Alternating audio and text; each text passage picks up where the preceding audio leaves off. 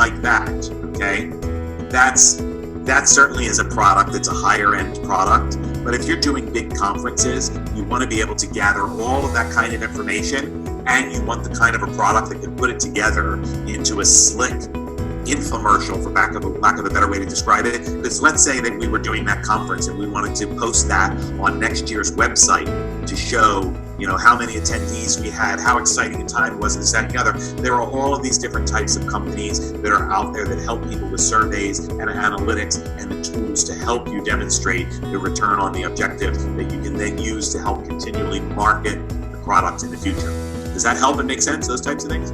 I remember when I started at Bellagio, I was the first concierge there to get a 5-star shop through Forbes. It wasn't Forbes at the time. And I remember getting dinged for saying, that was the biggest problem that the shopper had with the interaction with me, is that I said, You have to know what they like, because I'll tell you what, and I said this all the time, when there's a change at a company, the most important person in a change, it's not the manager calling the shots and making the new policies, or the owner of the company who has the vision or the strategy. The most important person in a change in a company is the line supervisor.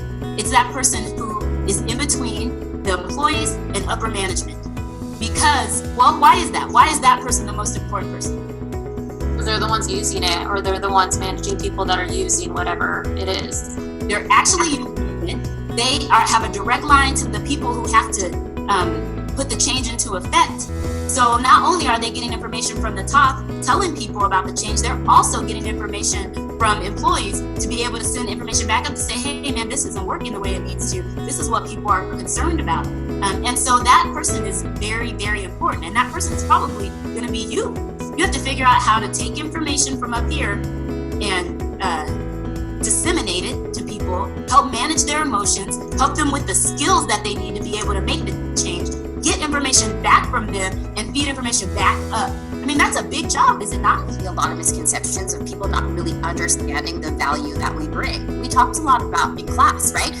We are planning, we're preparing, but we're also solution architects. So I'm sure looking at the DMCs, I could simply say to you, you all bring an amazing set of entertainment, but we may make a change on site. The CEO might say, I want to do something different. And I have an amazing resource to go back to and say, hey, what else do you have in your pocket? Because I'm busy doing other things. They're an amazing resource. They're like that little safety net that I'm doing my trapeze work because I'm like, woohoo, I'm going to do 3 jumps and they're going to catch me by hands or by feet or whatever. And we're going to make the beautiful mark at the end, because they are my safety net of being able to go back out to, because they do know, they do have people on speed dial. Because if tomorrow I had to try to go and get 25 entertainers or get a backup person last minute, I'm not your gal. Like, they're definitely the companies for the solution planning of that component. That makes sense?